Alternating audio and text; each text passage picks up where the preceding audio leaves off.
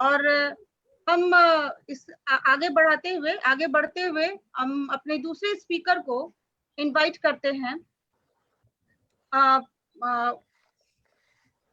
निधि, आप तैयार हैं? जी। Thank you Nidhi, thank you for coming.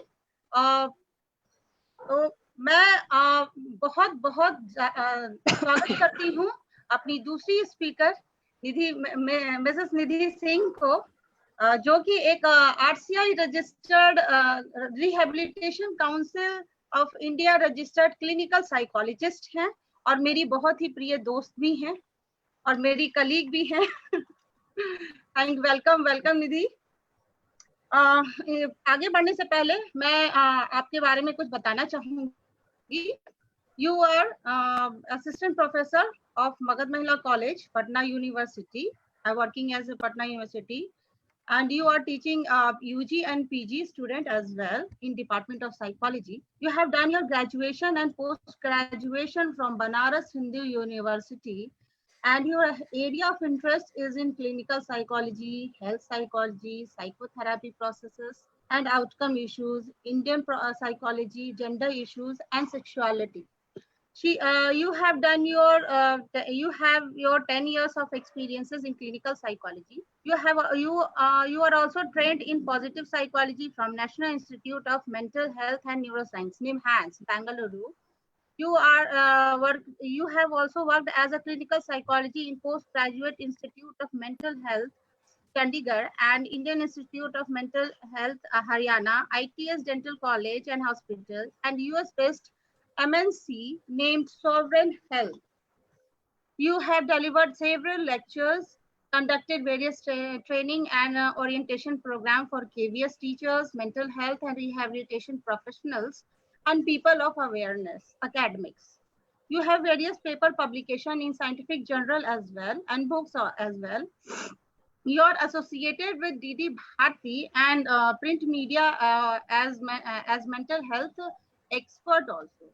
You are delivering talk in various seminar, conferences, and workshops, and you are running a tele mental health service helpline at Patna University during COVID-19, along with the guidance and counseling cell in Magad Mahila College. So I think I am very sure that students from our discipline and as well as from the other discipline also are very well aware and friendly with our this speaker. For this word, I want to welcome Nidhi for her valuable talk. Welcome, Nidhi. Thank you so much for the lovely introduction. Yeah, before I begin, can you just confirm that the voice is audible and clear? Yes, I can hear you. Yes. Okay, all right. So आप सभी का बहुत बहुत आभार मुझे invite करने के लिए. I personally extend my heartfelt gratitude to Principal Magad Mahila College, our own beloved Shashi ma'am, for this extraordinary positive effort in these trying times of pandemic. इसमें उन्होंने जो ये कॉन्सेप्ट विजुअलाइज किया स्टूडेंट डेवलपमेंट प्रोग्राम का और mental health के लिए एक स्पेशल सेशन जो है एक दिन का पूरा डेडिकेट किया, उसके लिए बहुत बहुत आभार मैम को. और पर्टिकुलरली मुझे अपॉर्चुनिटी देने के लिए अपने ही कॉलेज में मैं आपका तहे दिल से शुक्रिया करती हूँ. I hope I shall be covering the issues that you addressed in your talk. I also thank coordinator of this program, Namrata Madam, and program coordinator, Dr. Khushbu, for this opportunity. I also thank audience for joining us this afternoon and investing their time, their valuable time for mental health and related issues. It's immense pleasure for me and privilege to share this platform with my former senior colleague, Dr. Farhad Zaveen ma'am. And I really wish to listen to her and hopefully हम लोग उनको जल्दी ही सुन पाएंगे. Technical glitch की वजह से हम लोग नहीं सुन सके. So एक तरह से कहें तो प्रिंसिपल मैम ने लगभग सारी बातें कवर कर दी हैं अपने टॉक में बहुत अच्छे और बहुत बेहतरीन तरीके से. आई एम नॉट श्योर कि मैं उतने बेहतर तरीके से कर पाऊंगी कि नहीं, बट मैं ट्राई करती हूँ. और इनफैक्ट उन्होंने एक पूरा कॉन्टेक्स्ट, मेरा काम भी आसान कर दिया है और एक पूरा कॉन्टेक्स्ट और एक सेटिंग बिल्ड कर दिया है जिसमें कि मैं मेंटल हेल्थ वेलबींग के केस को, इस आर्गुमेंट को मैं कुछ जो है फर्दर डेवलप करूं और आप तक पहुंचूं. In my talk, in the next 20, 25, 30 minutes, I shall be talking about few of the commonest problems of youth in general and students, women students of Magad Mahila in particular, जो कि आज के हमारे target audience भी हैं. I just expect and I just invite as many questions as possible from them. So please feel free to post your questions in the chat box in the Facebook Live, and I'm sure moderator will channelize it to all of us, and we shall try to discuss as many questions as possible today. Sure, ma'am. Okay. आज psychology, psychotherapy की jargons मैं कोशिश करूंगी कि avoid करूं, और थोड़ी life skills की बात करूं. हर दिन एवरीडे लाइफ में हमारे लिए हम लोग पिक करते हैं, जो कि जिसका सामना हम सभी लोग करते हैं, मैं भी करती हूँ, आप भी कर रहे हैं, और सभी लोग कहीं ना कहीं किसी न किसी पॉइंट ऑफ लाइफ में करते हैं. तो अगर कुछ इंपॉर्टेंट लाइफ स्किल्स की बात करूं तो critical thinking, to cope with emotion, जैसा कि प्रिंसिपल मैम ने बहुत अच्छी तरीके से इलाबोरेट किया और आप लोगों को बहुत सारे टिप्स भी दिए. And I am so glad कि people are so aware about psychological things and issues. तो क्रिटिकल थिंकिंग की हम बात करें, कोपिंग विद स्ट्रेस की बात करें, टाइम मैनेजमेंट की बात करें, या डे टू डे लाइफ में हम कैसे रिजेक्शंस को, अनसर्टेनिटीज को और अपने इमोशंस को, नेगेटिव इमोशंस जैसे एंगर, एंजाइटी, इन चीज़ों को हम लोग हैंडल करते हैं, और एज ए स्टूडेंट हम किस तरीके से फेलियर को टैकल करते हैं, उस पर मैं थोड़ी बात करूंगी. And then I will be switching over to positive mental health development, और किस तरीके से हम कौन कौन से सेल्फ हेल्प टिप्स जो है उसका फायदा उठा सकते हैं, ताकि हमारी मेंटल हेल्थ जो है वो एक रोबस्ट तरीके से डेवलप हो और हमारी पर्सनालिटी को, हमारे वेलबींग को कंट्रीब्यूट करे.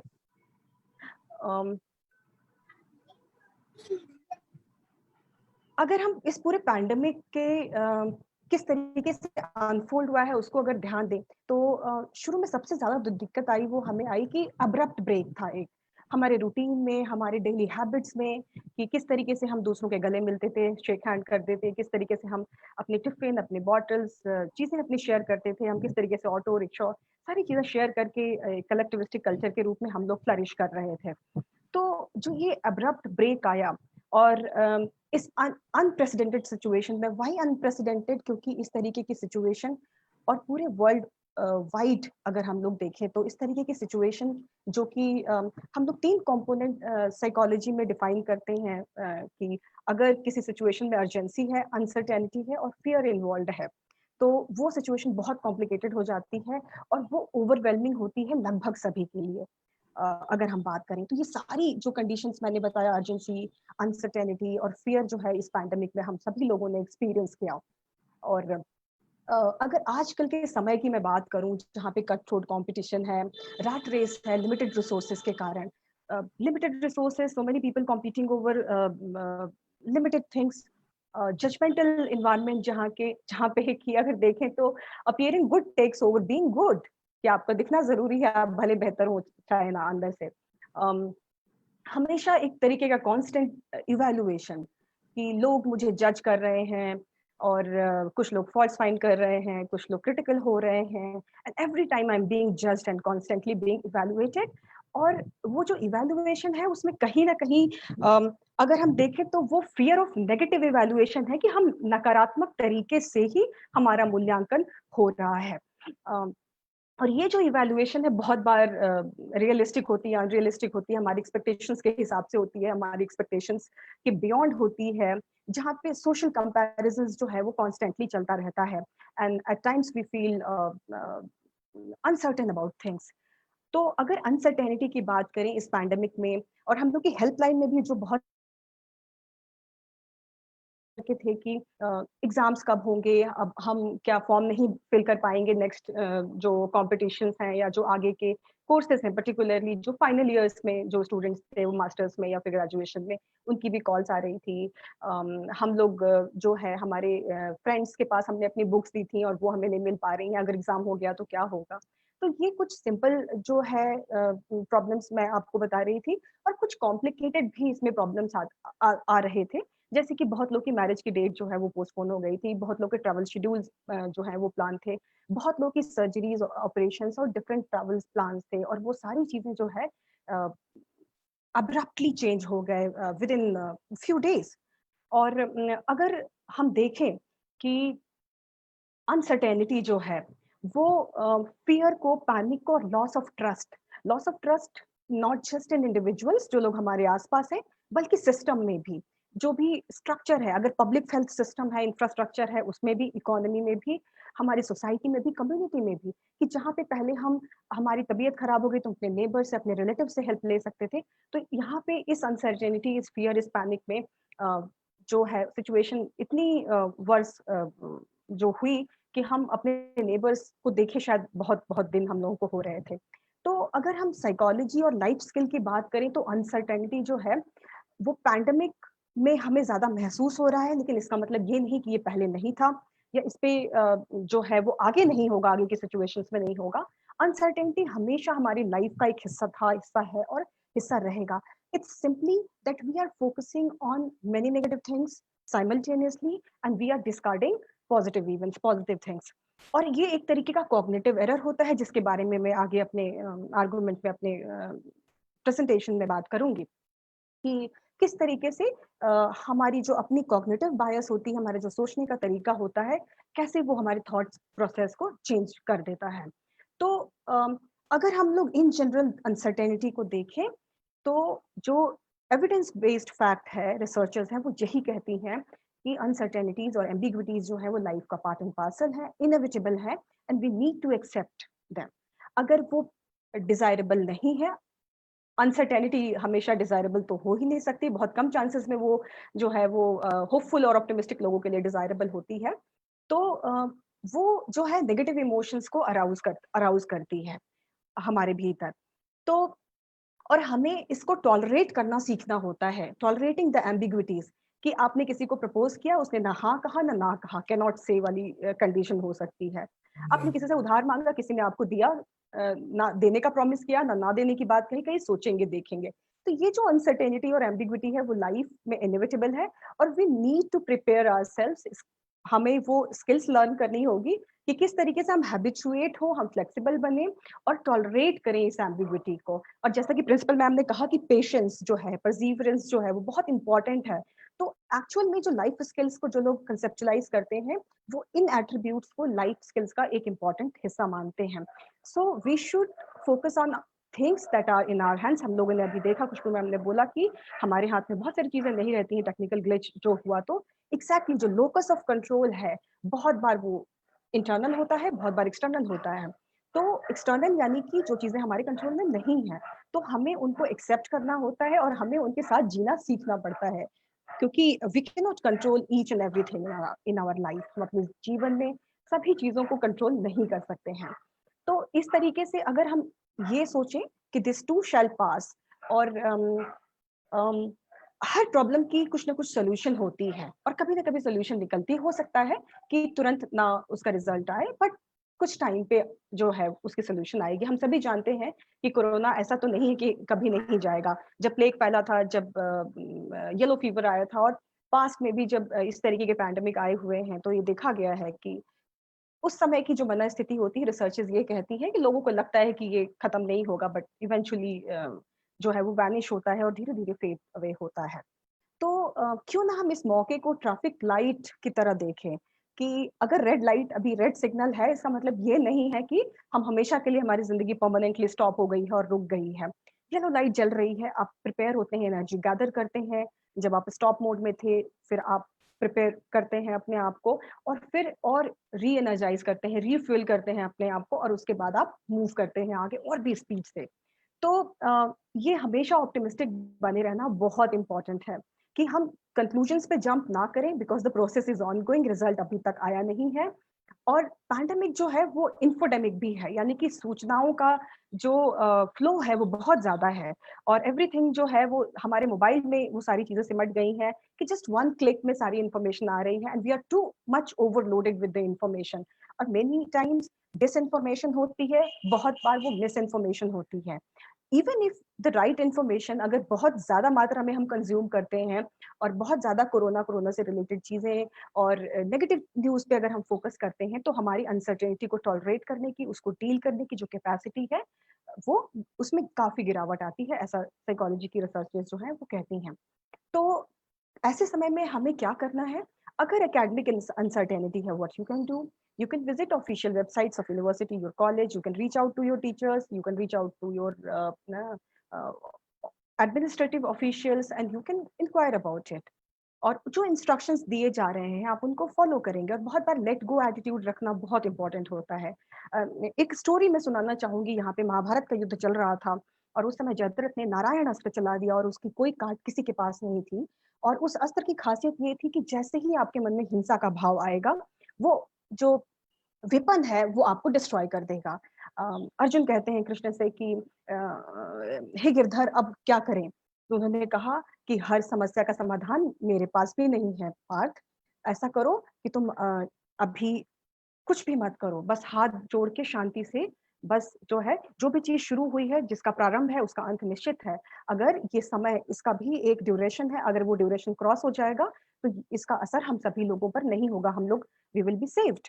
और अर्जुन और उनकी पूरी जो सेना है वो इसी तरीके से करती है कि वो लोग हाथ जोड़ के शांति से बैठ जाते हैं और मन में जो है वो ईश्वर का जाप करते हैं, ताकि उनके मन में हिंसा का भाव नहीं आए। तो इस तरीके से अगर हम अपनी एनर्जी को बहुत बार जो है इस तरीके से चैनलाइज करें कि हम इस पे सोचे ही नहीं, हम बेहतर जो हमारे पास चीजें हैं हम उन पे फोकस करें, हम स्किल्स लर्न करें, हम अपने आप को पॉजिटिवली एंगेज रखें, हम अपनी फिजिकल हेल्थ पे, प्रिंसिपल मैम ने बहुत एम्फसाइज किया, अपने लुक्स पे, अपने अपीयरेंस पे, अपने बॉडी लैंग्वेज पे, कम्युनिकेशन स्किल्स पे, अपने अदर जो कॉम्पिटेंसीज हैं आपकी लाइफ के लिए, आप उस पर फोकस करें।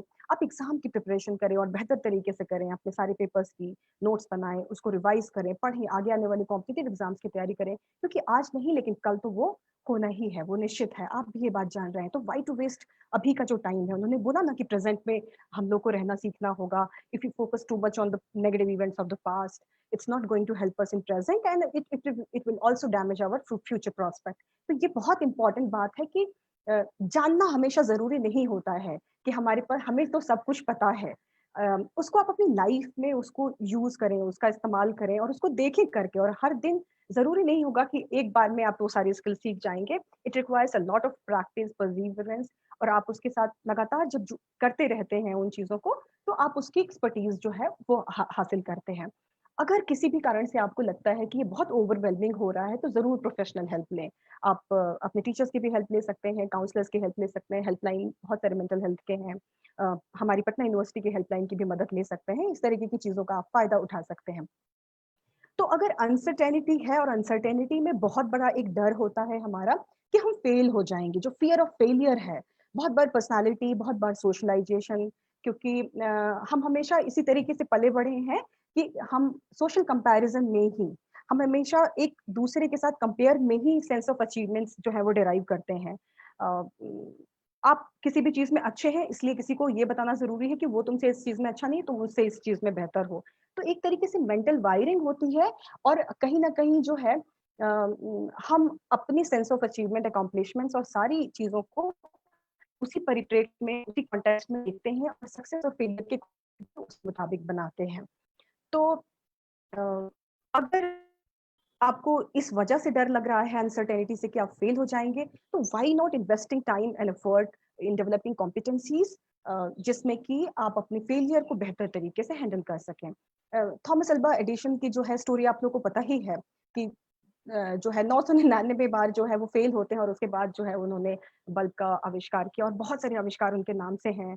और किस तरीके से जो है वो फेलियर से घबराते नहीं हैं, और एक बार जरूर एक और ट्राई, एक और ट्राई, एक और ट्राई, परसीवरेंस परसीवरेंस परसीवरेंस में लगे रहते हैं। तो ये बहुत इंपॉर्टेंट है, जैसा प्रिंसिपल मैम ने भी कहा, कि हम अपने रोल मॉडल सेलेक्ट करें, और रोल मॉडल्स बेहतर सेलेक्ट करें और उनसे हम एग्जाम्पल्स लें, डिराइव करें और उसको अपनी लाइफ में यूटिलाइज करें। ये भी बहुत इंपॉर्टेंट है, क्योंकि the world is not just, इसमें सब कुछ न्यायपूर्ण तरीके से चीजें नहीं हो रही हैं। जरूरी नहीं कि जो लोग आपसे बेहतर हैं वही आपसे सीनियर होंगे, या वही आपसे प्रमोटेड होंगे, या वही क्लास में फर्स्ट आएंगे, या उन्हीं को जो है पेरेंट्स या टीचर्स या फैमिली मेंबर्स या कहीं पे भी आप ये फील कर सकते हैं कि उन्हीं को इम्पोर्टेंस मिलेगी। ऐसा बहुत बार होता है कि बहुत सारे रीजंस की वजह से, कॉम्प्लिकेशंस की वजह से, because we are in the social and cultural web network like situation, तो उसमें बहुत बार जो है कुछ लोग आगे होंगे, कुछ लोग पीछे होंगे, कुछ हमारे साथ होंगे, कुछ हमारे साथ नहीं होंगे। तो ऐसे सिचुएशन में अगर हमें फ्रस्ट्रेशन हो रही है, क्योंकि हम जिस तरीके से चीज़ों को चाह रहे हैं, आउटकम्स को चाह रहे हैं, उस तरीके से अगर नहीं हो पा रही हैं, तो एक्सेप्टिंग द फ्रस्ट्रेशन कि हम जो ये फ्रस्ट्रेशन हो रही है या डिजेक्शन और फेलियर जो है, या उसमें जो भी डिफिकल्टीज आ रही हैं, उनको एक्सेप्ट करें कि this is a part of life. I cannot win every time. और ये भी समझना बहुत ज़रूरी है, सिर्फ सोच के स्तर पे नहीं, भावनात्मक स्तर पे भी। और साइकोलॉजिकल इम्यूनिटी की भी बात की प्रिंसिपल मैम ने, और साइकोलॉजिस्ट इसको बहुत एम्फसाइज करते हैं कि बहुत ज़रूरी है। और इम्यूनिटी में, जैसे फिजिकल इम्यूनिटी में वैक्सीनेशन लगता है आपको, आप क्या करते हैं? आप कुछ नहीं करते, you just tolerate and habituated, और उसके जो साइड इफेक्ट्स आपको अपने शरीर में दिखते हैं, आप जस्ट उसको मैनेज करते हैं। तो उसी तरीके से आप टॉलरेट कीजिए, उसकी आदत भी डालिए कहीं ना कहीं, और ऐसे स्किल्स लर्न कीजिए जो आपको, जो उसके साइड इफेक्ट्स हैं, जैसे आपको रोना आ रहा है या फिर आपको प्रॉब्लम जो है, हर्ट फील हो रहा है, इमोशनल पेन की फीलिंग आ रही है, तो उसको कैसे हम उन नेगेटिव इमोशंस को कैसे मैनेज करें, ये स्किल सीखनी भी बहुत जरूरी है। It's also very important that we share with a trusted person. जब रफ टाइम्स हो तो अगर हम ट्रस्टेड पर्सन के साथ शेयर करते हैं, तो वी फील बेटर। हमारी चिंताएं, हमारी जो है वो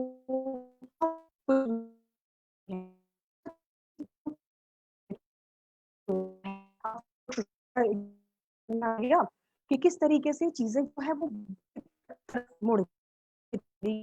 तो बहुत बार ये, am I audible? My connection is probably unstable. No, Can no, someone no. just We confirm? can hear you. Carry on. Oh, okay, absolutely fine, absolutely fine. तो बहुत बार ट्रस्टेड पर्सन के साथ शेयर करने से चीजें गलत डायरेक्शन में जाने से बच जाती हैं, और one life is saved actually. तो बहुत बार जब हम शेयर करते हैं तो हमें प्रॉब्लम्स की सोल्यूशन भी मिलती है, या एटलीस्ट हम इस इमोशनल स्टेट में चले जाते हैं जहां से कि हमारी इमोशनल क्लाउडिंग खत्म हो जाती है, और हम रैशनली बेहतर तरीके से सोच पाते हैं। इसलिए भी शेयर करना एक ट्रस्टेड इंडिविजुअल के साथ बहुत ज्यादा जरूरी है। ये भी बहुत जरूरी है कि हम पॉजिटिव अप्रोच और थिंकिंग जो है वो रखते हुए, कि हम होपफुल रहें, ऑप्टिमिस्टिक रहें, फ्लेक्सिबल रहें, कि ठीक है, कोई बात नहीं, हम चेंज कर लेंगे। अगर हमने सोचा था कि ये होगा, तो कोई बात नहीं, ये नहीं, इसकी जगह कुछ और हो गया। हो सकता है कि उससे बेहतर नहीं हो सकता है कि हमने पिज्जा नहीं खाया, लेकिन हम रोटी तो खा रहे हैं, हमारा पेट तो भर रहा है। तो feeling pleasure in small little things जो है वो भी बहुत इंपॉर्टेंट है, कि कोई बात नहीं, अभी ये चीज नहीं मिली, हम इसका बहुत प्रयास करेंगे, लेकिन जो मिल रहा है हम उसमें अपनी काबिलियत जो है वो साबित करें। तो इस तरीके से अगर हम एटीट्यूड लर्न करते हैं, क्रिएटिव सॉल्यूशंस जो है क्रिटिकल थिंकिंग के थ्रू, रैशनल थिंकिंग के थ्रू अगर हम सॉल्व करने की कोशिश करते हैं, तो उसका बेहतर फायदा हम उठा सकते हैं। और जब आप इमोशनली काम डाउन होंगे, तभी आप इन चीजों का, कॉग्निटिव आपकी जो एबिलिटीज हैं, thinking, reasoning, decision making, problem solving, ये सारी लाइफ स्किल्स का फायदा आप तभी उठा पाएंगे। जैसे बहुत बार हमारे पास उतने पैसे नहीं होते हैं, बहुत सारे स्टूडेंट के पास, कि वो जाएं और किसी डाइटिशियन की मदद लें, या किसी बड़े हॉस्पिटल में जाएं, न्यूट्रिशनिस्ट की मदद लें, अगर उनको कोई कंडीशन है, फॉर एग्जांपल पीसीओडी की प्रॉब्लम है, एनीमिया की प्रॉब्लम है। तो अगर आप कॉलेज में पढ़ रहे हैं तो आपको पता है कि क्या, व्हाट आर द रिसोर्सेज। आप अपने साइंस के टीचर के पास, आप अपने होम साइंस के टीचर्स के पास जा सकते हैं, जिनकी एक्सपर्टीज फूड एंड न्यूट्रिशन में है। आप डाइट चार्ट प्लान करवा सकते हैं, आप उनकी हेल्प ले सकते हैं। अगर आपके पास बुक्स नहीं है तो आप, you can utilize the college library, you can ask your teachers to help you can get it photograph, you can get it clicked in the mobile phone. तो इस तरीके से क्रिएटिव सॉल्यूशंस जो है, और रिसोर्स की यूटिलाइजेशन जो है वो भी बहुत जरूरी है, ताकि कहाँ पे कमी रह गई थी जिसकी वजह से आप फेल हुए, पॉसिबली, जो आपको लग रहा है एनालिसिस करने के बाद, और उसके बाद आप फिर बिल्ड करते हैं। And above all, most importantly, it's very important that you do not lose your self confidence, your belief in yourself, कि मैं कर सकता हूँ, मुझसे ये चीजें जो है वो मैनेज हो सकती हैं। इसके अलावा अगर कहूँ तो जब भी हम प्रॉब्लम, या जब हम फेल होते हैं, रिजेक्टेड होते हैं, तो सेल्फ डिफीटिंग थॉट्स बहुत कॉमन है, कि मैं बुरा हूँ, हमेशा मेरे साथ ही ऐसा क्यों होता है, सब मुझसे आगे निकल जाते हैं, या फिर लाइफ जो है हमेशा मेरे साथ ही जो है, ठग लाइफ है, ऐसी है वैसी, इस तरीके के कोट्स बहुत सारे राउंड्स करते हैं व्हाट्सएप और फेसबुक पे। तो ये सारी जो चीजें हैं वो सेल्फ डिफीटिंग थॉट्स हैं। इनकी जो रिजल्ट है वो एक्चुअली नेगेटिविटी साइकिल में आपको लेके जाएगी, और एक के बाद एक एक थिंकिंग स्टाइल बन जाएगी, जो इसको हम नेगेटिव मेंटल फिल्टर कहते हैं। जैसे मैं अपने आंख पे काला चश्मा लगा लूं, मुझे सारी चीजें ग्रे काली दिखने लगेंगी। अगर मैं ग्रीन लगाऊं तो मुझे ग्रीन दिखेगी। तो अगर आपने अपने आंखों पे नेगेटिव फिल्टर लगा लिया है, और किसी खास एटीट्यूड, किसी खास प्रेजुडिस के साथ ही आप चीजों को ऑब्जर्व कर रहे हैं, तो इट्स हाईली लाइकली कि आप चीजों को बेहतर तरीके से नहीं देख पाएंगे, और नेगेटिविटी के साइकिल में जाएंगे आप, और वो सेल्फ डिफीटिंग होगा, मतलब आपको ही पराजित करेगा। और इस वजह से बहुत बार हम हेल्पलेस फील करते हैं, सैड फील करते हैं, फ्रस्ट्रेटेड फील करते हैं। तो जब हम फेलियर और रिजेक्शन झेलते हैं तो ये बहुत कॉमन है, लेकिन कोई भी इमोशन हमेशा के लिए नहीं रह सकता है, वो सबसाइड होगा। और धीरे धीरे जब सबसाइड होता है, you take your own time, cooling time, हर चीज का एक कूलिंग पीरियड होता है कि आप ठंडे हो, उसके बाद then you think about it with a positive mindset, जैसा प्रिंसिपल मैम ने एम्फसाइज भी किया अपने टॉक में, और फिर आप उसको हैंडल करें। इसके अलावा अगर हम देखें, it's very much okay to ask for help. आप हेल्प जो है वो सीख करें, हेल्प मांगे। और हमेशा ये पॉसिबल नहीं है कि हम सब चीजों के एक्सपर्ट हों, और हर कुछ इतनी इतनी जिद क्यों कि हम सब कुछ खुद से कर सकते हैं। सुपर वुमेन या सुपर ह्यूमन बनने की कोशिश करना कहीं से भी जो है वो रीजनेबल नहीं है एक्चुअली। ये मीडिया और जो सोशल एक्सपेक्टेशन है उसमें हम लोग सोचने लगते हैं कि हम ये भी कर सकते हैं, हम वो भी कर सकते हैं, हमें तो सारी चीजें मैनेज करनी ही चाहिए थी। नहीं, you can not manage everything, और it's okay to ask for help. और एक्चुअली ये आपके ऊपर प्रेशर बिल्ड करता है, जिससे कि आपकी फिजिकल हेल्थ, मेंटल हेल्थ जो है वो कॉम्प्रोमाइज होती है। तो अगर मैं कहूँ कि रिजेक्शन और फेलियर होता है, तो दो चीजें आप ध्यान रखें। जैसे आपको शरीर में चोट लगती है, आपको घाव होता है वहां पे, या चोट लगती है, एक्सीडेंट्स होते हैं, ब्लड निकलता है, या पेन होता है, तो एग्जैक्टली इमोशनल पेन भी जो है आप उससे कंपेयर करके देख सकते हैं। और साइंटिस्ट और न्यूरो साइंटिस्ट जो है, उनकी रिसर्चेस में ये बात सामने आई है कि फिजिकल पेन जिस तरीके से होता है जब आपको कोई रिजेक्ट करता है, क्या आपको डिसअपॉइंटमेंट होती है, फ्रस्ट्रेशन होती है, तो एग्जैक्टली सिमिलर रिएक्शंस जो है आपकी बॉडी में, आपके माइंड में होते हैं। तो जब आपको कितना टाइम लगता है किसी को बताने में और हेल्प लेने में, और किसी के पास क्या जाते हैं आप, तो अगर आपको फिजिकल पेन होती है, चोट होती है, तो आप डॉक्टर के पास जाते हैं, आप उस पे एंटीसेप्टिक लगाते हैं, डेटॉल से धोते हैं, आप उसकी केयर करते हैं, आप बताते हैं कि देखो ना, मैं गिर गई और मुझे चोट लग गया। लेकिन जब भावनात्मक स्तर पे आपको पेन, दुख, कष्ट का अनुभव होता है, तो आप क्या करते हैं, और कितना वक्त लगता है आपको बताने में और हेल्प लेने में, फर्स्ट एड लेने में, emotional first aid, psychological first aid लेने में। तो ये इंपॉर्टेंट है कि हम कुछ नहीं भी समझ आ रहा है तो हम पैरेलल ड्रॉ करें फिजिकल हेल्थ के साथ, फिजिकल पेन के साथ, कि कैसी चीजें जो है वो मेरे साथ चल रही हैं, हो रही हैं। हम सभी का एक्सपीरियंस अलग अलग होगा, हम सभी अलग तरीके से रिएक्ट और रिस्पॉन्ड करेंगे, and one must acknowledge and appreciate कि I am unique, I am special. जिस तरह से हमारे चेहरे अलग हैं, हमारी सोच, हमारी थिंकिंग के स्टाइल और चीजों को डील करने का तरीका भी अलग है, लेकिन उसमें वर्क जो ये पूरा मेंटल वर्क चल रहा है, इसमें किस तरीके से प्रॉपर बैलेंस बनाना है ताकि आपकी क्वालिटी ऑफ लाइफ जो है वो अफेक्टेड ना हो। तो कभी भी फेलियर, रिजेक्शन की वजह के कारण जो है, या अनसर्टेनिटी को जो आप डील कर रहे हैं, तो पर्सनल ब्लेम ना लें कि मैं ही वजह हूँ, क्योंकि इसकी वजह से नेगेटिविटी का साइकिल ट्रिगर होगा, और ये बहुत लाइकली है कि फ्यूचर में भी फिर आप इससे उबर ना पाए, और ये आपकी पर्सनालिटी या आपकी हैबिट सिस्टम का हिस्सा हो जाए। आप गिल्ट ना करें, because these are negative emotions, और इससे फायदा नहीं होगा। बहुत बार ऐसा भी होता है कि रिजेक्शन झेलते झेलते, अगर बहुत बार ऐसा होता है कि आपके अंदर एपैथी डेवलप कर जाती है कि मुझे कोई फर्क नहीं पड़ता है, I feel numb, it doesn't matter to me, it it it no more affects me, अब मुझे कुछ फर्क नहीं पड़ता। तो ये जो एपैथी है, ये भी इस वजह से डेवलप होती है, जो कि आपकी पॉजिटिव मेंटल हेल्थ को प्रभावित करती है। और बहुत बार जो है कॉग्निटिव एरर्स, हम लोग यानी कि सोचने समझने के तरीके में एरर करते हैं, कि हम या तो ब्लैक सोचेंगे या व्हाइट, इधर यू लाइक मी और यू डोंट लाइक मी। ऐसा भी तो हो सकता है कि आई स्लाइटली लाइक यू, और इशू बेस्ड, मैं आपको कुछ मुद्दे पे पसंद करती हूँ, कुछ मुद्दे पे नहीं पसंद करती हूँ। तो हमेशा व्हाइट और ब्लैक, हमेशा बाइनरी में अच्छा और बुरा नहीं सोचिए, उसके बीच में भी चीजें जो है एग्जिस्ट करती हैं। बहुत बार हम नेगेटिव्स को मैक्सिमाइज करते हैं, बढ़ा चढ़ा के सोचते हैं डिस्प्रोपोर्शनेटली, और क्योंकि हमारी सोशलाइजेशन और हमारी जो हैबिट सिस्टम का हिस्सा है, उसकी वजह से भी ऐसा हो सकता है कि हम ऐसा सोचें। बहुत बार हम ओवर जनरलाइज कर देते हैं, बहुत बार हम पर्सनल ब्लेम ले देते हैं, जैसे कि अगर मैं अच्छी स्टूडेंट रहूंगी तो मेरे पापा की जो ड्रिंक की हैबिट है वो छूट जाएगी, या फिर अगर मैं अच्छी डॉटर बनूंगी तो जो है मेरी मम्मी हमेशा खुश रहने लगेगी। वास्तव में अगर हम देखें तो इन चीजों का बहुत ज्यादा असर नहीं है। एवरी पर्सनल रिस्पॉन्सिबिलिटी की बात प्रिंसिपल मैम ने बोली, तो you are responsible for your own action, your thoughts, your emotion, your behaviour. तो आप उसकी रिस्पॉन्सिबिलिटी लें और उसको ही मैनेज करें। That things that you can control, you can change. तो आपको मैं आज होमवर्क एक दे रही हूँ कि आप सोचें कि how do you handle failure and rejection. जो स्टूडेंट्स, आप कैसे फेलियर और रिजेक्शन को, कि आपने किसी को प्रपोज किया, किसने रिजेक्ट किया, आपने कहीं पे जॉब के इंटरव्यू दिया, आप रिजेक्ट हो गए, या आपने जैसा सोचा वैसा नहीं हुआ, तो फेलियर की कॉन्सेप्ट जो है क्या है आपके दिमाग में, सक्सेस की क्या है, रिजेक्शन की क्या है और एक्सेप्टेंस की क्या है। आप इसको एनालाइज करें, लिखें, जरूर लिखें। और आप ये जरूर लिखें उसमें कि do I have the ability to face failure, challenges and problems in life, yes और नो, मेरे पास है ये एबिलिटी या नहीं।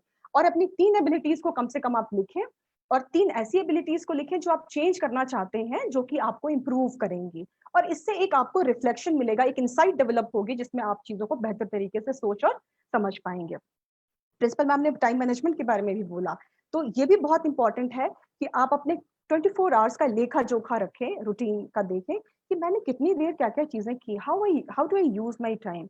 और उसके बाद फिर आपको कहीं ना कहीं आप अपनी अनसर्टेनिटी, फेलियर, रिजेक्शन के रीजंस और उसको किस तरीके से आप हैंडल करते हैं, इसके बारे में भी आपको पता चलेगा। तो moderator, how much time do I have? Has the other speaker joined, or I can continue?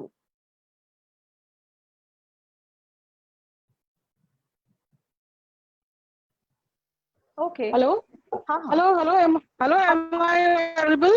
How much time do I have? Moderator, how much time do I have? Can I speak for 5-10 more minutes?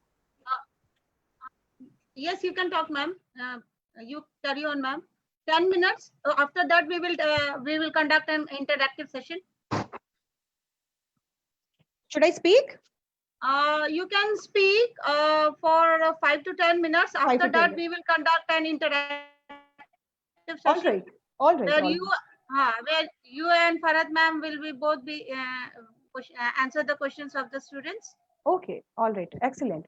तो अगर हम कुछ common problems की बात करें जो आप लोग इस पैंडेमिक में बहुत रहे हैं, स्ट्रेस, एंजाइटी हो रही है एकेडमिक और इंटरपर्सनल, जैसे कोरोना रिलेटेड एंजाइटीज हो रही है, डिप्रेशन हो रहा है, या फिर एडिक्शन है, या ईटिंग डिसऑर्डर्स बहुत बढ़ गया है, बहुत ज्यादा खाने लगे हैं, ओबेसिटी, बहुत तरीके की चीजें जो है, स्लीप डिसऑर्डर्स जो है, एडजस्टमेंट इश्यूज, ये बहुत ज्यादा निकल के सामने आ रहा है। एक और जो परेशानी जिसके होने के चांसेस बहुत ज्यादा है, मैं चाहती हूँ कि आप जरूर उससे अवेयर हो, वो है पोस्ट ट्रॉमेटिक स्ट्रेस डिसऑर्डर। यानी, और ये जरूरी नहीं है कि इस पैंडेमिक के टाइम में तुरंत आपको हो, में खत्म के 2 इयर्स तक भी इसकी शुरुआत हो सकती है। तो ऐसी सिचुएशन में जब इतनी सारी मानसिक परेशानियां होने की चांसेस हैं, तो हम क्या कर सकते हैं जिससे कि हम कैसे पहचानें कि हमें मेंटल हेल्थ इश्यूज हैं, और किस तरीके से हम जो है इसमें इससे बचाव कर सकते हैं, और कैसे अपनी मेंटल हेल्थ को इम्प्रूव कर सकते हैं। तो अगर मैं क्विकली कहूँ कि हम कैसे जाने कि हमें मानसिक स्वास्थ्य से रिलेटेड कुछ समस्याएं हैं, तो मोटे तौर पे अगर हमारी थिंकिंग में चेंजेस हैं, जैसे हम खुद को लेकर के बहुत क्रिटिकल हैं, या दूसरों को लेकर के बहुत क्रिटिकल रह रहे हैं, मीन मेक निकाल रहे हैं, हमेशा कमी निकाल रहे हैं हम खुद में भी और दूसरों में भी, या बहुत बार आप दूसरों में निकालते हैं, बहुत बार आप खुद में निकालते हैं। जैसे पर्सनालिटी डिसऑर्डर में आप दूसरों में निकलते हैं, और डिप्रेशन जैसी चीजों में, एंजाइटी में आप सेल्फ क्रिटिसिज्म करने की चांसेस जो है वो ज्यादा होती है। नेगेटिव थिंकिंग अगर हो रही है, मेमोरी और कॉन्सेंट्रेशन में आपको डिस्टर्बेंस हो रही है, आपके एकेडमिक और कॉलेज की परफॉर्मेंस प्रॉब्लम आ रही है, तो then it's one of the कुछ ऐसे इंडिकेटर हैं जो आपको बताते हैं कि मानसिक स्वास्थ्य समस्याएं जो हैं हो रहे हैं। अगर आपकी भावनात्मक स्तर में बहुत उतार चढ़ाव है, आप बहुत अनहैप्पी रह रहे हैं, सैड रह रहे हैं, चिंतित रह रहे हैं, डरे डरे रह रहे हैं, बहुत ज्यादा अपराध बोध की भाव। Audience please mute yourselves. या बहुत आप डरे technical team please mute other people. या अगर आप बहुत 1 minute, ma'am. Okay. Sorry, Nidhi, ma'am. It's okay. You take your own time. Yeah, manage it. No, ma'am. Actually, Farhat ma'am is running with the other IDs, and I muted again. She unmuted, so that is the main problem. Again I request her to mute herself. Okay, ma'am. Okay अगर आप irritable feel कर रहे हैं, चिड़चिड़े हो रहे हैं, आपको गुस्सा बहुत आ रहा है, तो भी ये एक इंडिकेटर हो सकता है। अगर आपके व्यवहार में बहुत परिवर्तन आ रहा है, जैसे आपको रोना बहुत आ रहा है, आप अकेले रहना पसंद करने लगे हैं, दूसरों से कटे रहना शुरू कर रहे हैं, पहले जो चीजें आपको अच्छी लगती थी अब वो चीजें उतनी अच्छी नहीं लग रही हैं, जैसे टीवी देखना अच्छा लगता था अब नहीं लग रहा, पेंटिंग करना अच्छा लगता था, कुकिंग करना अच्छा लगता था, आप थका हुआ महसूस करते हैं, आपकी जो सोशल स्किल्स हैं, सामाजिक जो आपकी क्रियाएं होती हैं उसमें गिरावट आ रही है, और आप की जो यूजुअल हैबिट्स और बिहेवियर है इन जनरल उसमें जो है कोई भी परिवर्तन अगर आपको दिख रहा है तो ये एक इंडिकेटर हो सकता है, और ये परिवर्तन जो है वो अनडिजायरेबल, मैलअडैप्टिव है, और दूसरे कि ये आपके सोशल और ऑक्यूपेशनल फंक्शनिंग में आपको इंटरफेयर कर रहे हैं। ये क्राइटेरिया बहुत इंपॉर्टेंट है समझना। इसके अलावा अगर फिजिकल चेंजेस हो रहे हैं, आपको हेडेक्स हो रहा है, पेट में दर्द हो रहा है, बॉडी एक हो रहा है, इन जनरल आपकी बॉडी में पेन बना रह रहा है, आपकी नींद, आपकी भूख की जो पैटर्न है उसमें बहुत उतार चढ़ाव है, कि अचानक से बहुत ज्यादा भूख लगने लगी है, बहुत ज्यादा नींद आने लगी है, या बहुत कम नींद हो गई है, या भूख बिल्कुल खत्म हो गई है, ये दोनों चीजें हो सकती हैं। तो ये चिंता का विषय है। अगर आप बहुत थका हुआ महसूस कर रहे हैं, और कुछ नर्वस हैबिट्स हैं, जैसे बहुत लोग को आपने देखा होगा कि वो नेल बाइटिंग करते हैं, वो बात करते रहेंगे, बहुत सारे स्पोर्ट्स पर्सन को भी देखेंगे कि लास्ट ओवर है, लास्ट बॉल फेंकने जा रहे हैं, दे स्टार्ट नेल बाइटिंग। बहुत बार बहुत सारी विमेन को भी आप देखेंगे या मेल को भी देखेंगे हेयर ट्विस्टिंग करते हैं, बाल को पकड़ के ऐसे ऐसे करना, उसके साथ खेलना, ये जो है ये भी एक तरीके के एंजाइटी सिम्टम्स हैं जो आपके इंटरनल जो साइकिक डिस्टर्बेंसेस को शो करते हैं। तो इस तरीके से आप पहचान सकते हैं मोटे तौर पे कि मुझे मेंटल हेल्थ इश्यूज है। तो जो सेल्फ हेल्प की टिप्स मैम ने भी बताई, जो कुछ हम लोग भी डिस्कस कर रहे हैं, और आप इन जनरल मीडिया और वेबसाइट्स और इंटरनेट के माध्यम से भी बहुत सारी चीजें जान रहे हैं, उनका फायदा उठा के आप अपनी मदद कर सकते हैं। जब आपको लगता है कि ये चीजें ओवरवेलमिंग हो रही हैं, 2 हफ्ते या 1 महीने आपने कोशिश कर लिया और ये बिल्कुल काम नहीं कर रही है, then you should definitely consult a clinical psychologist, psychiatrist, psychiatric social worker, because certain things ये जितनी सारी जो चीजें हम एक्सपीरियंस करते हैं वो बेसिकली बायो साइको सोशल यानी बायोलॉजिकल उसके कुछ रीजंस हो सकते हैं, हार्मोनल्स, आपके ग्लैंडुलर सिक्रेशन, आपके बॉडी के स्ट्रक्चर, आपके नर्वस सिस्टम की फंक्शनिंग, मॉलिक्यूलर लेवल पे भी चीजें हो सकती हैं, साइकोलॉजिकल यानी personality traits, habits, the way you think, the way you perceive world, the way you process information, emotion, the way you behave with your environment, और आपकी जो सोशल कल्चरल पॉलिटिकल इकोनॉमिक जो सेटिंग है उसकी वजह से भी बहुत सारी इसका कॉम्प्लेक्स जो है वो इंटरैक्शन है, और उसके फलस्वरूप जो है ये परेशानियां होती हैं। So it's no different than physical illness like diabetes, hypertension, और फिजिकल बीमारियां जो भी जितनी होती हैं उसी तरीके से साइकोलॉजिकल या साइकियाट्रिक जो प्रॉब्लम्स हैं, आपने अगर आइडेंटिफाई कर लिया है या करने में आपको लग रहा है कि कुछ इंडिकेटर्स हैं, तो जरूर कंसल्ट करें और इसकी मदद लें। और पॉजिटिव मेंटल हेल्थ के बारे में लगता है कि टाइम हमारे पास कम है, बट मेंटल हेल्थ के बारे में जब भी हम बात कर रहे हैं तो जस्ट एक डेफिनेशन मैं आपके पास छोड़ के जाना चाहूंगी कि who we call mentally healthy, the one who is flexible, the one who is able to think rationally, जिसके पास पॉजिटिव एटीट्यूड है अपने लिए भी और दूसरों के लिए भी। ये नहीं कि सिर्फ आप अपने लिए रहे नार्सिसिस्टिक बने, आप आत्मलीन स्वलीन बनते चले जाएं, दूसरों के लिए भी आप you are able to resolve conflicts, you are able to express sadness, you are able to experience positive emotions like happiness, joy, आप अपनी फ्रस्ट्रेशन को ओवरकम कर पाते हैं। It's not that you don't feel frustrated, you feel frustrated but then you overcome it. और जो life के challenges हैं उनको आप मीनिंगफुल तरीके से आप उसको टैकल करते हैं। तो इस सिचुएशन को हम लोग कह सकते हैं कि you are in a positive, you have positive mental health. तो मुझे लगता है कि I shouldn't be crossing the time limit. बहुत सारी बातें हैं बट शायद हम लोग क्वेश्चन आंसर और डिस्कशन राउंड में करेंगे। जस्ट अगर टेक होम मैसेज की अगर हम लोग बात कहें तो वो ये है कि जो deal with the potential sources of stress, आपके लिए स्ट्रेस का क्या सोर्स है, आप प्रोएक्टिवली यानी खुद से एफर्ट लेके उसको मैनेज करें, इन्वेस्ट करें टाइम और एफर्ट, ताकि ये स्किल्स और कॉम्पिटेंसीज जो है वो डेवलप हो, जिसमें आप इमोशंस को, टाइम को, कम्युनिकेशन स्किल्स को बिल्ड कर सकें, अपने इमोशंस को मैनेज कर सकें, आप अपनी स्ट्रेंथ्स को, वीकनेसेस को आइडेंटिफाई कर सकें, और putting these into practice, the skills that you are learning, putting them into practice. और बहुत ज्यादा ओवर रिलाई ना करें कि इंटरनेट पे हमने देखा 5 ways to improve relationship, 6 ways that someone is trying to harass me, ways to make life happy, और इस तरीके के क्विक फिक्स सोल्यूशन पे जरूरत से ज्यादा रिलाई ना करें, बिकॉज ये लॉन्ग में जो काउंटर हो, because those are not based on scientific facts and evidences. But मतलब मैं कंक्लूड करूंगी कि making wise life choices, what feels good is not enough standard to. जैसे अगर मुझे आपको गाली देने का मन कर रहा है क्योंकि just because you have rejected मी, तो ये एक सही स्टैंडर्ड नहीं है कि मुझे अच्छा फील हो रहा है या मुझे बुरा फील हो रहा है, मुझे स्मोक करना अच्छा लग रहा है, मुझे ड्रिंक करना अच्छा लग रहा है, मुझे पढ़ाई करना नहीं अच्छा लग रहा है, मुझे एक्सरसाइज करना नहीं अच्छा लग रहा है. तो व्हाट फील्स गुड, मुझे जो अच्छा फील हो रहा है वो स्टैंडर्ड नहीं होना चाहिए किसी चीज को चूज करने के लिए. वाइज लाइफ चॉइसेस यानी आप इन्फॉर्म्ड चॉइसेस जो है वो पिक कर उसको एनालाइज करें, देखें, फिर आप उसको डिसाइड करें, आपकी डिसीजन मेकिंग स्किल्स अपनी जो है वो बनाएं, इंप्रूव करें, तो वो बेहतर तरीके से चीजें सामने आती हैं. तो इस तरीके से अगर हम देखें तो हमारी मेंटल हेल्थ में हमारी खुद की, हमारी फैमिलीज की, कम्युनिटीज की, टीचर्स की, एनजीओज की, हॉस्पिटल्स की अगर प्रॉब्लम है तो मेंटल हेल्थ प्रोफेशनल्स की, मीडिया की भूमिका है सेंसिटाइजेशन और अवेयरनेस के लिए, और पॉलिसी मेकर्स और गवर्नमेंट्स की भी बहुत भूमिका हो सकती है मिली जुली, और हम लोग इस पे जो है इस पैंडेमिक में भी काम कर सकते हैं. With this I invite questions and I Thank hand you. over the I hand over the mic to the moderators. Thank you so much. Thank you, Nidhi, for your such a motivating and informative speech. और questions तो बहुत आए हैं, बच्चों ने बहुत सारे questions पूछे हैं.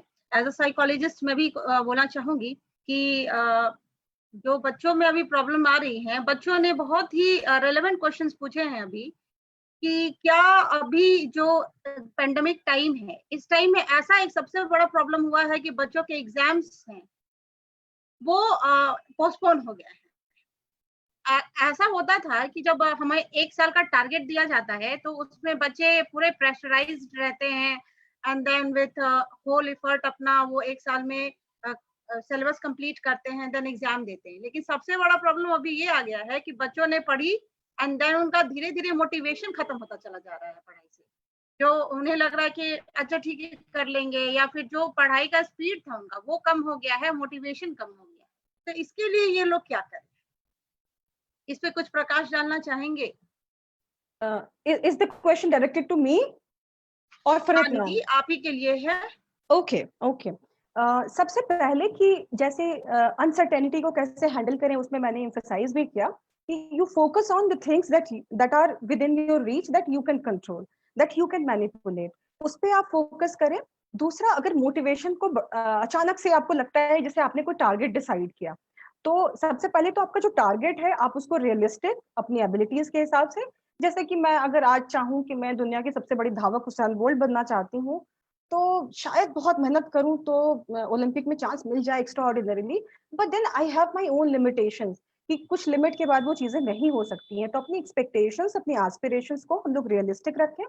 We take help from seniors, mentors, हमारे जो पेरेंट्स हैं और जो इंफॉर्मेशनल वेबसाइट्स हैं उनसे भी हम पूरी मदद लेकर के अपने गोल को सेट करें, चाहे वो शॉर्ट टर्म गोल्स हो या लॉन्ग टर्म गोल्स हो. क्योंकि मोटिवेशन नहीं बन पा रही है इसका सबसे बड़ा रीजन होता है कि हमारी गोल सेटिंग प्रॉपर नहीं होती है.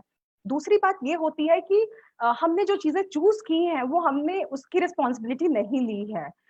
just because my parents feel, just because my teachers feel, just because my friend, or just because someone in my family has suggested me something, I have opted for this thing, or then you feel demotivated. जैसे मेरी natural tendency जो है वो psychology को लेकर के liking को है, एंड समवन स्टार्ट सेइंग कि why don't you start a business, startup आप क्यों नहीं कर लेते हैं.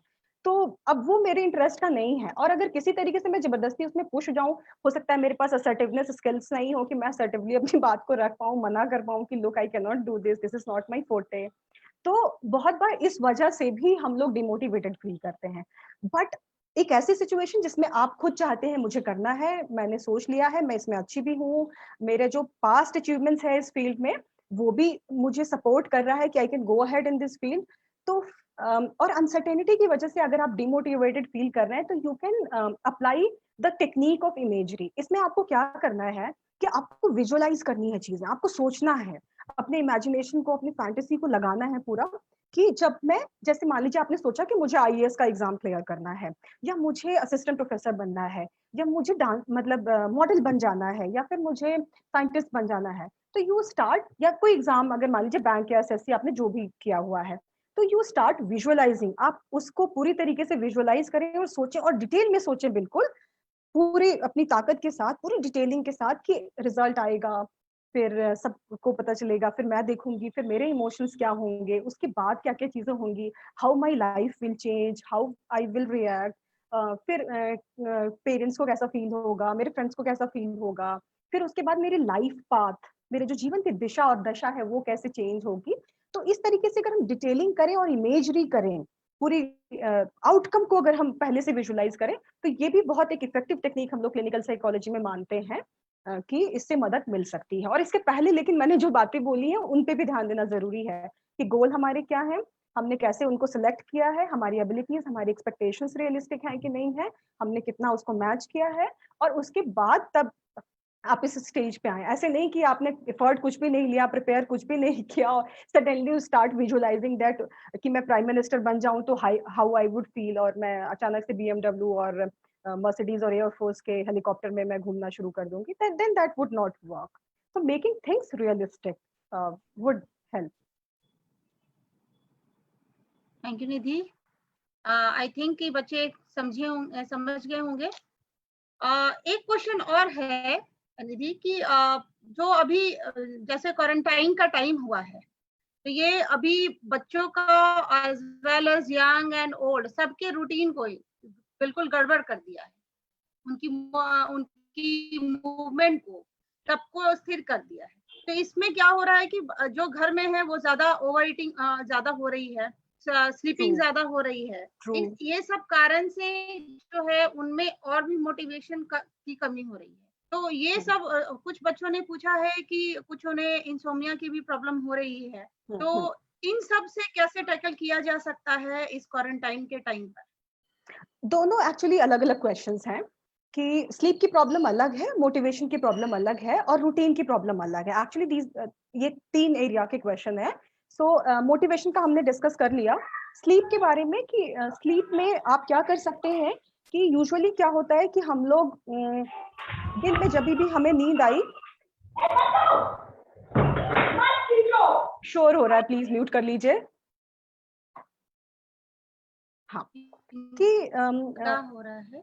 हाँ, नाउ इट्स फाइन कि हम लोग जो है वो जो है रूटीन पूरा हम लोगों ने डिस्टर्ब कर लिया है। हमें जब मन कर रहा है हम तब खा रहे हैं, जब मन कर रहा है तब हम सो रहे हैं। हमने नैप ले लिया, कभी सोफे पे ले लिया, कभी जो है बेड पे ले लिया, जहाँ पे भी हमें जो भी मन आ रहा है। तो लाइफ में जो है वो डिसिप्लिन जो है वो चली गई है। उसके अलावा ओवर यूज जो है मोबाइल फोन्स का हम लोग कर रहे हैं रात के वक्त में। और रात में यूजुअली आप वीडियोस और इस तरीके की चीजें देख रहे हैं जो कि एक्साइटिंग है, बहुत एक्साइटिंग इन द सेंस जो आपके न्यूरॉन्स को एक्साइट कर रही हैं, आपको प्लेजर लग रही हैं, बहुत एक्साइटमेंट की तरफ लेके जा रही हैं, तो वो that interferes with the sleep. तो अगर स्लीप की प्रॉब्लम है तो पहले आप अपने स्लीप पैटर्न को एनालाइज करें। आप देखें कि आप कितने आवर्स की स्लीप ले रहे हैं और आपके स्लीप का पैटर्न क्या है। क्या आप रुक रुक के दिन में कभी 2 घंटे 1 घंटे सो ले रहे हैं, तो ऑब्वियसली आपकी रात की जो बायोलॉजिकल क्लॉक है वो फिर डिले हो जाएगी, आपको बहुत रात में नींद आएगी, क्योंकि जो मेलाटोनिन है और ये सारा जो बॉडी के अंदर का जो न्यूरोट्रांसमीटर के लेवल पे जो फंक्शनिंग होती है वो पूरी डिसरप्टेड होती है। तो स्लीप के लिए सबसे जरूरी है कि आप इंटरमिटेंट यानी डे टाइम नैप को बिल्कुल बंद कर दें, दिन में बिल्कुल भी मत सोएं आप, और धीरे धीरे अपने टाइम को बायोलॉजिकल क्लॉक को एडजस्ट करें। जैसे खाना आप जो है वो सोने के 2 घंटे पहले कम से कम आप ले लें।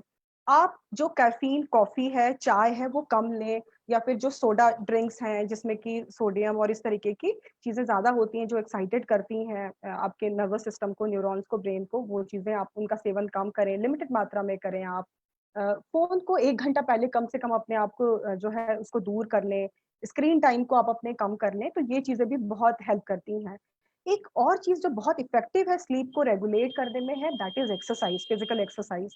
कि अगर आप 35-40 मिनट्स की एक्सरसाइज रोज करते हैं, even you can start with the walking, कि अगर आप वॉक करना शुरू करते हैं, और एक्सरसाइज शाम में नहीं करनी है आपको, कि ऐसा नहीं कि आपको नींद नहीं आ रही तो आपने शाम में 6 बजे और 7 बजे आपके सोने का टाइम है 10 बजे और आपने 8 बजे एक्सरसाइज करना शुरू कर दिया। क्यों? क्योंकि एक्सरसाइज करना तो अच्छी बात है। नहीं, एक्सरसाइज करने के बाद जो है आपकी बॉडी जो है एक्टिवेटेड हो जाती है, तो फिर वो आपकी स्लीप को और डिले कर सकती है। तो एक्सरसाइज आप 4-5 बजे तक आपको करना है तो कर लीजिए, और सुबह के समय आप जो है वो कर सकते हैं। और फिर जानबूझ करके आप बिस्तर पे जो है, और बिस्तर पे तभी जाएं जब आपको सोना है, क्योंकि आपके ब्रेन को ये मैसेज मिलता है जब आप बेड पे जाते हैं कि आपके सोने का टाइम जो है वो हो रहा है।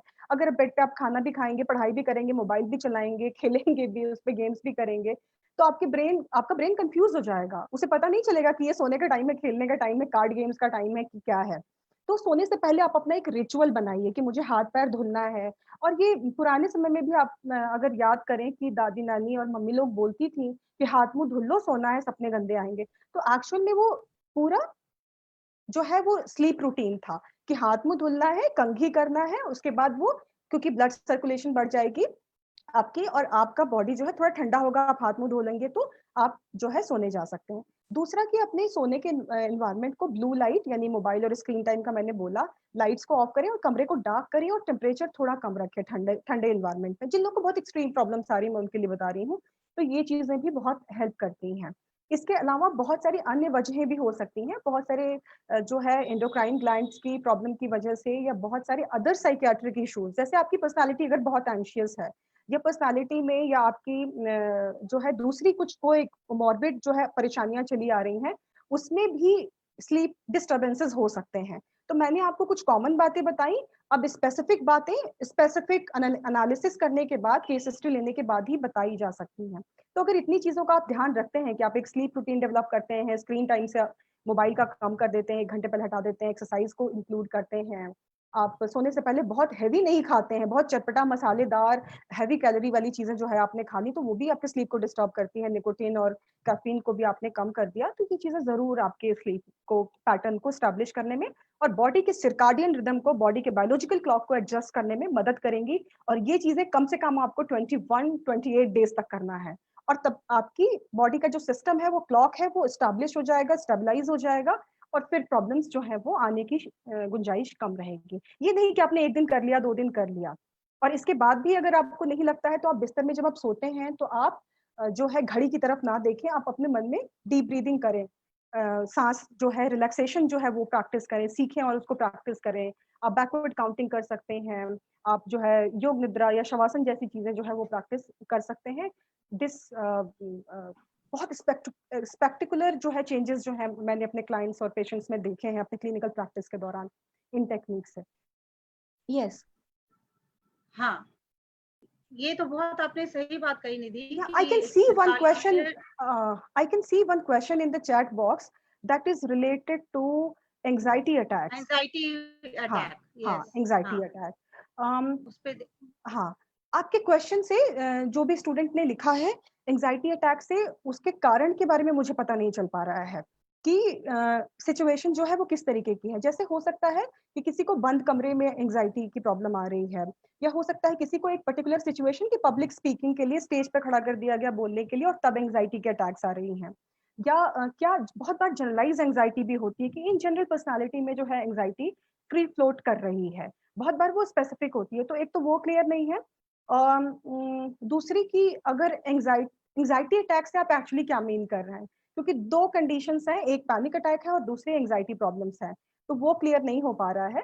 लेकिन अगर एंजाइटी है तो इसमें अगर एक टेक्निक जो बहुत हेल्प करती है, शायद आपको हेल्प करे, अदरवाइज आप हेल्पलाइन में हमेशा कॉल कर सकते हैं, कि आप रिलैक्सेशन जो है स्किल्स वो सीखें कि किस तरीके से बॉडी को और माइंड को हम लोग रिलैक्स करते हैं, सेल्फ सूदिंग स्किल्स, कि हम किस तरीके से अपनी पीठ थपथपाते हैं, हम किस तरीके से सूद करते हैं। वो डीप ब्रीदिंग हो सकता है, प्रोग्रेसिव मसल रिलैक्सेशन हो सकता है, वो ऑटोजेनिक ट्रेनिंग हो सकती है, वो जो है इमेजरी के थ्रू चीजें जो है हो सकती हैं, वो बायोलॉजिकल, या बहुत बार प्राणायाम जो है वो भी बहुत इफेक्टिव होता है। अनुलोम विलोम जो है वो आपकी बॉडी को सेट करता है, एंजाइटी को डील करने में हेल्प करता है, मैसेज जो है वो न्यूरोट्रांसमीटर के लेवल पे भेजता है।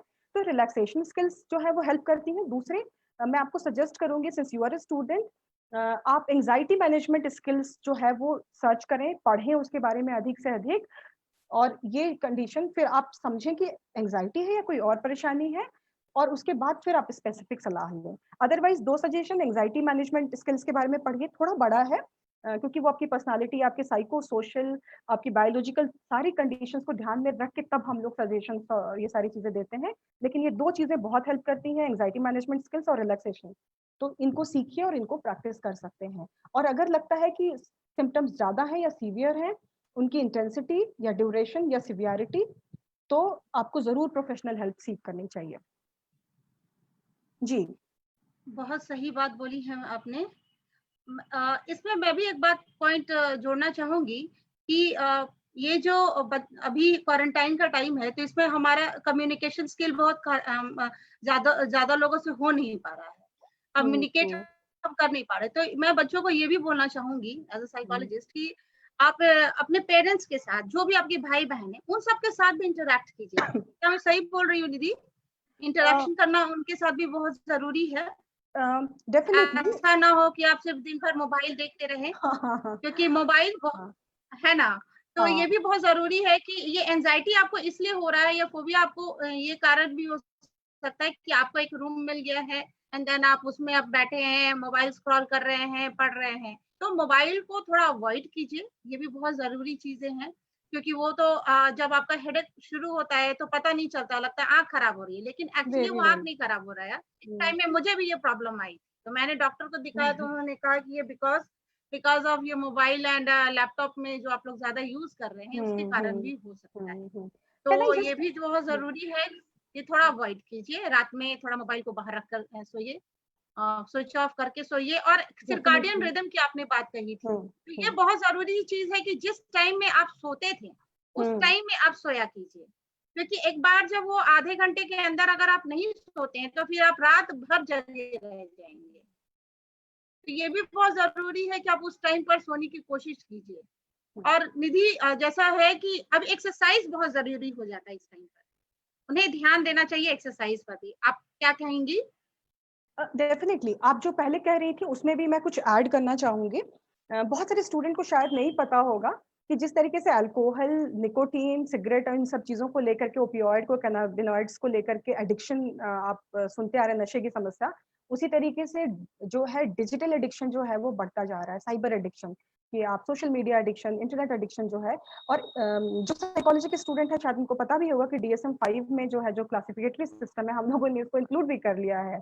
और निम्हांस ने अपनी क्लिनिक्स भी शुरू करती हैं कि किस तरीके से हम डिजिटली अपने आप को डिटॉक्स करें। And it's important to learn those skills कि हम अपने आप को डिजिटली डिटॉक्स कैसे करें। प्रिंसिपल मैम बात कर रही थी डिटॉक्सिफिकेशन की, कि हम लोग कैसे डिटॉक्स करें अपने माइंड को, अपने बॉडी को। तो उसमें एक इम्पॉर्टेंट हिस्सा है कि हम अपने आप को डिजिटली डिटॉक्स भी करें, डिजिटल फास्टिंग करें, कि हम इतने आवर्स जो है वो यूज नहीं करेंगे।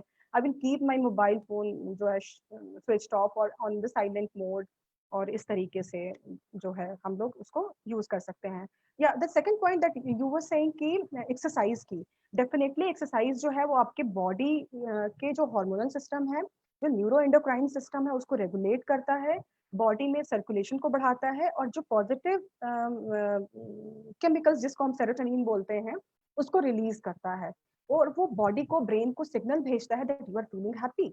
और वो आपको, आपके मेंटल हेल्थ को, आपकी साइकोलॉजिकल इम्यूनिटी को बूस्ट करने में बहुत इंपॉर्टेंट है। इनफैक्ट डिप्रेशन और एंजाइटी में सेरोटोनिन से रिलेटेड ही ड्रग्स जो है, दवाइयाँ जो है वो देनी पड़ती हैं।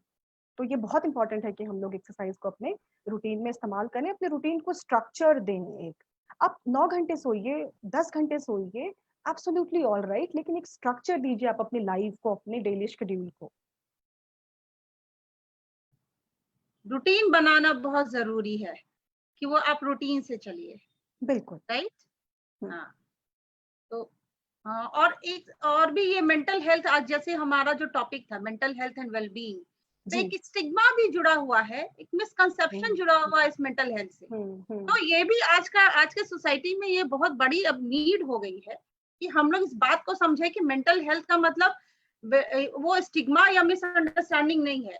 तब किसी के भी लाइफ में और कभी भी हम एंजाइटी फील कर सकते हैं, डिप्रेशन फील कर सकते हैं, वो एक टाइम बीइंग के लिए होता है। तो उसमें हमें अपने जो कॉन्फिडेंशियल लोग हैं उनसे जरूर सलाह लेनी चाहिए, क्योंकि ये अगर ज्यादा दिन परसिवेट करेगा तो ये फिर आपको और भी एक्सट्रीम कंडीशन में ले जाएगा। लेकिन अगर आप शुरू से ही इसमें लोगों का, अपने कॉन्फिडेंशियल पर्संस का हेल्प लेते हैं, तो इसमें पहले ही हम लोग इस पे काबू कर सकते हैं। तो अगर हम लोग डेटा की बात करें तो कैन यू से कि आपको कब फीवर होगा कब नहीं होगा, ठीक उसी तरह से यू कैन नॉट से कि आपको डिप्रेशन नहीं होगा या एंजाइटी आपको हो ही नहीं सकता है, यू फील मोटिवेटेड, आपको तुम ऐसे क्यों कर रहे हो। नहीं, ये बायो साइको सोशल प्रॉब्लम्स हैं, बायोलॉजिकल भी है रीजन, साइकोलॉजिकल भी है, सोशल भी है। दूसरी चीज की बीमारी कोई भी हो, शारीरिक हो या मानसिक हो, एक जैसी ही है। आप दोनों के लिए जो है वो प्रोफेशनल हेल्प सीख करें। आपको फीवर होता है तो आपको पता होता है कि आप पैरासिटामोल लेंगे तो in most of the situation that will work, but even then you consult a physician. जरूर चाहते हैं कि कुछ और वजह हो और मैं कोई और दवाई कर रहा हूँ, या आपने लिया और वो काम नहीं किया, हो जाते हैं। तो यहाँ पे भी आप trend qualified mental health professionals के पास जरूर जाएं। मतलब और डेटा ये कहता है कि पूरे पॉपुलेशन में से 10% लोगों को डायग्नोसेबल प्रॉब्लम्स हैं। मतलब आप उनको ये नहीं कह सकते कि उनको प्रॉब्लम नहीं है, वो एक कैटेगरी में, यानी कि जिसको हम लोग डिसऑर्डर की कैटेगरी में रखते हैं, उस लेवल तक उनकी सिवियरिटी जाती है। हर 4 में से एक फैमिली को कहीं ना कहीं प्रभावित है मानसिक समस्याओं से। तो वो 4 फैमिली तो मेरी भी हो सकती है, आपकी भी हो सकती है, किसी की भी हो सकती है। Then why to shy away. और ये भी देखा गया है कि प्रॉब्लम होने में और हेल्प लेने में बहुत लंबा डिले होता है। जैसे शारीरिक प्रॉब्लम आपको होती है, आप डॉक्टर के पास पहुंच जाते हैं, लेकिन मानसिक समस्या में आप पहले इधर उधर फेथ हीलिंग, रिलीजन के पास, कभी कभी लाइफ कोच, मोटिवेशनल स्पीकर, कि हमने किसी भी चैनल को खोल लिया और उससे हमारी प्रॉब्लम सॉल्व हो जाएगी। जैसे मैंने कहा भी अपने टॉक में कि क्विक फिक्स सॉल्यूशंस पे मत जाएं। तो एक लंबा गैप होता है, हमें पता भी चल जाता है कि हमें परेशानी हो रही है और आप ट्रीटमेंट लेने जाते हैं, पहुंचते हैं जब मेंटल हेल्थ प्रोफेशनल के पास, और उस लॉन्ग गैप की वजह से आपकी बीमारी, और जैसा आपने भी एम्फसाइज किया कि वो बीमारी बढ़ जाती है and that gets difficult to treat, और उसकी ट्रीटमेंट कॉस्ट भी बहुत आती है, आपकी क्वालिटी ऑफ लाइफ खराब होती है, आपकी जो वेलबींग है वो कॉम्प्रोमाइज होती है। देन तो हम ये, मुझे नहीं लगता कि ये बहुत वाइज चॉइस है। तो speak out, take self help कीजिए, नहीं हो पाता है सीख हेल्प कीजिए, आप बहुत बेहतर कंडीशन में हैं तो give help, offer your help and give your social contribution. दूसरों की मेंटल हेल्थ को ठीक करने में अपनी मदद कीजिए, अपनी भूमिका अदा कीजिए। जी,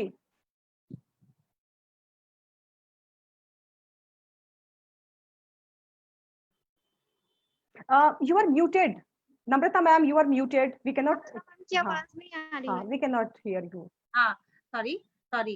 So I want to say thank you, Nidhi, for such an interactive session.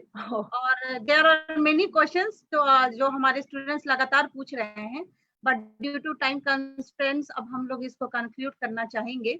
और बच्चों से भी मैं ये कहना चाहूंगी कि अगर आप पर्सनली भी मैम से कांटेक्ट करना चाहें तो वो हेल्पलाइन है उनका, उस पर वो बिल्कुल। कांटेक्ट कर सकते हैं।